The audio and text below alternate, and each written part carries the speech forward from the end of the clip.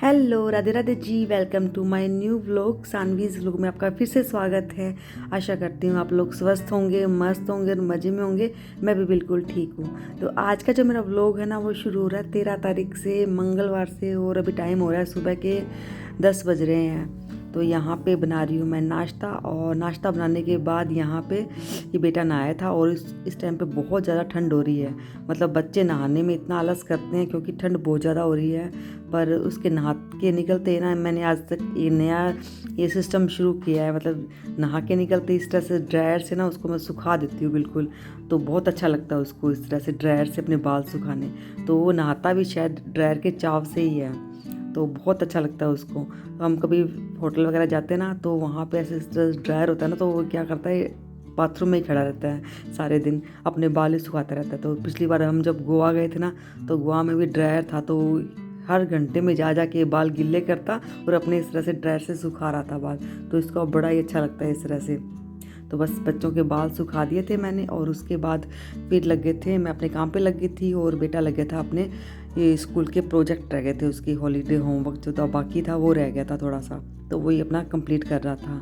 तो बच्चों का ऐसा ही रहता है, लास्ट टाइम पे उनको याद आता है कि अपना प्रोजेक्ट रह गया है, वो रह गया। तो हम लोग भी शायद ऐसे ही करते थे। बच्चों का क्या नाम लूँ, हम भी ऐसे ही करते थे।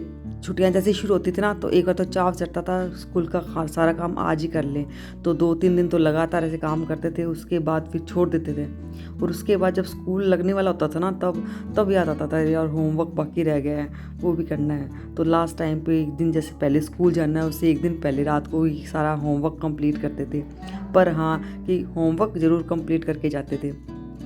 तो बस ये अपना होमवर्क जो बाकी रह गया है वो कर रहा है। और मैं अपने जो बाकी के काम होते हैं रूटीन के, वो कर रही थी। और ये कपड़ों के तय लगाना, तो ये काम तो मुझे सबसे इतना बोरिंग लगता है, कपड़ों के तय लगाना। और सर्दियों में इतने कपड़े होते हैं, धोने वाले, सुखाने वाले, उसके बाद फिर ये तय लगा के इनको अलमारी में सेट करना।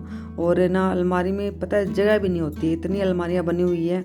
पर सर्दियों के कपड़ों की तय लगानी मुश्किल होती है, मतलब रखने बहुत मुश्किल हो जाते हैं। तो यहाँ पे पतिदेव कर रहे थे अपना एक अलग सा ही काम। और ये क्या काम है वो आपको मैं दिखाती हूँ।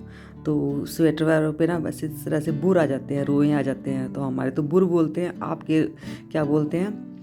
तो ये देखना, ये जो स्वेटर वगैरह होती है ना, हम लोग क्या करते हैं, स्वेटर पहन के जो कंबल वगैरह में बैठ जाते हैं ना बिस्तर में, तो इस तरह से रोए आ जाते हैं। और ये रोए हटाने के लिए ना, पहले तो मम्मी हमारे क्या करते थे, एक एक रोए को मतलब ऐसे उखाड़ते थे हाथ से ही। पर आजकल क्या है कि इस तरह से एक नई मशीन आ गई छोटी सी। तो बहुत ही अच्छी, मैं कहती हूँ कि अच्छी से भी बहुत अच्छी है ये। इतनी जल्दी जो रोए होते हैं ना, सारे साफ़ कर देती है, आपको पता भी नहीं चलता। और एकदम स्वेटर से हो जाते हैं, नई जैसी हो जाती है बिल्कुल ही। तो ये काफ़ी दिन हो गए वैसे मंगवाए हुए को हमें, और काफ़ी यूज़ कर लिया है इसका। और इतनी सस्ती आती है, मतलब 150 से 200 के बीच में आ जाएगी ये। और अमेजॉन, फ्लिपकार्ट आपको कहीं पर भी मिल जाएगी। तो ये बस ये काम कर रहे थे पतिदेव। क्योंकि ना रोए से ना अच्छी नहीं लगती है, स्वेटर पहनी हुई पुरानी पुरानी लगने लग जाती है। और चाहे धुली हुई हो। तो ये आपको मैं दिखाती हूँ किस तरह से। देखो, ये आपको दिख रहे हैं ना रोए। इन रोए पे 1-2 बार इस तरह से बस घुमाने से ही है ना, ये जो जो रोए हैं बिल्कुल साफ़ हो जाएंगे। तो अगर आपको लेनी है ना इस तरह की कोई मशीन, तो आप बहुत ही ईजी से ले सकते हो। और ना मतलब निष्फिक्र होकर ले सकते हो, बेफिक्र होकर ले सकते हो। तो कपड़ा ख़राब भी नहीं होगा आपका। और ये देखिए कितनी अच्छे से ये वर्क कर रही है।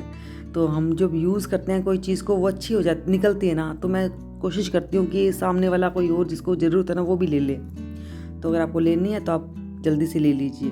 तो ये देखिए ब्लू कलर की कोई स्वेटर वगैरह होती है ना, ब्लू ब्लैक, उस पर वाइट वाइट से रोए हो जाते हैं जब हम वॉशिंग मशीन में कपड़े धोते हैं तब। तो इसके लिए भी बहुत ही ये कारगर है। तो ये देखिए सारे रोए यहाँ पे इकट्ठे हो गए हैं। और पतिदेव को ना इस तरह के काम करने बहुत अच्छे लगते हैं। तो वो बैठे बैठे अपने ये काम कर रहे थे। तो उसके बाद फिर मैं लगी थी अपने किचन में। और आपको पता ही है किचन में काम करना मुझे कितना अच्छा लगता है। मतलब काम ना होना तो भी मैं काम ढूंढ लेती हूँ किचन के।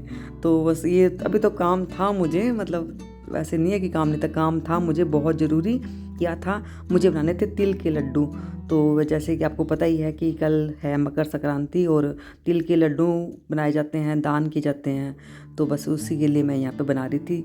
तो वैसे तो काले तिल के जो लड्डू होते हैं वो दान किए जाते हैं। पर आजकल ना कोई भी दान करने के बावजूद भी कोई काले तिल के लड्डू कम पसंद करते हैं, तो मैंने क्या किया है, सफ़ेद तिल के लड्डू ही बना दिए हैं और इसमें थोड़े से बस काले तिल मिला दिए हैं। क्योंकि दान भी हमें वही चीज़ करनी चाहिए जो हम खुद खाते हैं, पहनते हैं। ऐसे नहीं है कि जो हम नहीं खाते हैं हम दूसरों को खिला दें, ठीक है। तो मुझे ये सफ़ेद तिल के लड्डू बहुत पसंद है, मैं बनाती रहती हूँ, 3-4 बार मैं पहले भी बना चुकी हूँ और अलग अलग तरीके से बनाती हूँ, ऐसे ही नहीं है। और ये जो तरीका है ना बहुत अच्छा है, बहुत सिंपल, और इस तरह से बने हुए जो तिल के लड्डू होते हैं ना वो मुझे बहुत अच्छे लगते हैं, करारे करारे वाले, ठीक है। तो सिंपल तिल को भून लिया है अच्छे से और उसके बाद फिर इसके अंदर डाल दूँगी मैं गुड़ और बस इसके लड्डू बन जाएंगे।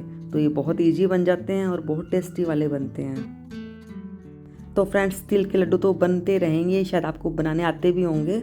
और उससे पहले मैं आपसे एक रिक्वेस्ट तो कर लूँ जो मैं हर बार करती हूँ आपसे, कि भाई प्लीज़ जो भी मेरे व्लॉग देख रहे हैं, पहले से देख रहे हैं या आज पहली बार ही मेरे व्लॉग देख रहे हैं, तो प्लीज़ सब्सक्राइब कर देना मेरे व्लॉग को और छोटा सा कमेंट भी कर देना अगर आपको अच्छा लग रहा हो मेरा व्लॉग।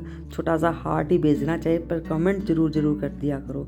और हाँ, शेयर ज़रूर कर देना मेरे व्लॉग को अपनी फैमिली में, फ्रेंड्स में, अपने व्हाट्सअप स्टेटस पे लगा के। तो अगर आपको आगे भी मेरे व्लॉग देखने हैं तो इतना सा आपको छोटा सा जो मेरा काम है वो आपको करना पड़ेगा, ठीक है। तो यहाँ पे अच्छे से मैंने तिल को भून लिया है और उसके बाद इसमें मिला दूँगी मैं गुड़। और बहुत ज़्यादा देर तक पकाना नहीं है इनको, नहीं तो ये बहुत ज़्यादा मतलब चाशनी बन जाएगी बहुत ज़्यादा। तो जब तक गुड़ मेल्ट हो रहा है तब तक ये इसको आंच पर सेकना है और उसके बाद फिर इसको लड्डू बना लेने हैं इसके। और लड्डू बनाते समय ना थोड़ा सा मुझे उस टाइम पे डर लगता है, क्योंकि इसमें ना हाथ जलने का बहुत डर रहता है।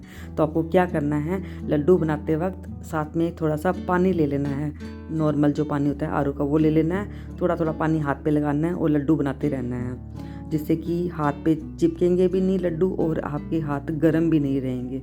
इस तरह से बस थोड़ा सा पानी लेना है हाथ पे और एक एक लड्डू बनाना है और बहुत ईजी से बन जाते हैं। जैसे ही आपको लगे कि जो लड्डू हैं बंध नहीं रहे हैं, ठंडा हो गया है आपका ये जो तिल वाला बैटर है, तो क्या करना है, वापस से थोड़ी सी आँच पे गर्म कर लेना है और इस तरह से लड्डू बनाने हैं। और ये लड्डू बहुत जल्दी बन जाते हैं और बनने के बाद बहुत ज़्यादा करारे करारे हो जाते हैं, जो कि बहुत टेस्टी लगते हैं। और बहुत महत्ता है इनकी, तिल वाले लड्डू की, मकर संक्रांति पे दान की।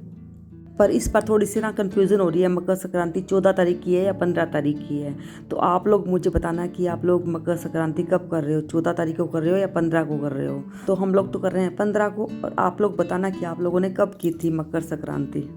तो तिल के लड्डू तो मैंने बना लिए थे और उसके बाद फिर ऑर्डर आया था बेटे का कि मम्मी जो ये मूंगफली वाली चिक्की होती है ना वो भी बना के दो। तो पहले भी मैंने 1-2 बार बनाई थी, ठीक ठाक बन गई थी, तो वापस से आज भी ट्राई किया है। तो बस मूंगफली पड़ी थी मेरे पास कच्ची मूंगफली, वो मैंने भून ली है, छिलके उतार के रख दी है। और यहाँ पे बस कढ़ाई में मैंने क्या किया है, थोड़ा सा लिया है गुड़ में थोड़ा सा डाल दिया मैंने पानी और थोड़ा सा डाल दिया मैंने 2 चम्मच के करीब घी, ठीक है। और उसके बाद ना ये जब तक ये झागा आए ना तब तक आपको बीच बीच में से टेस्ट कर लेना है पानी के अंदर डाल के।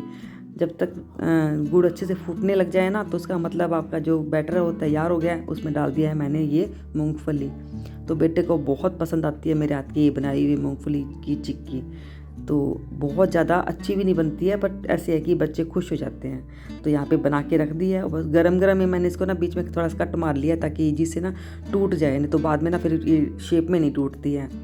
तो ये बना के बस रख दी है और अभी बस जल्दी काम करके हम लोगों को निकलना है मार्केट के लिए, मुझे और मम्मी को।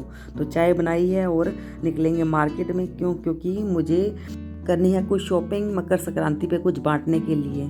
तो इसके बारे में बताऊंगी मैं आपको अगले व्लॉग में। तब तक के लिए राधे राधे, खुश रहिए, स्वस्थ रहिए, मस्त रहिए और अपनी लाइफ को एंजॉय कीजिए।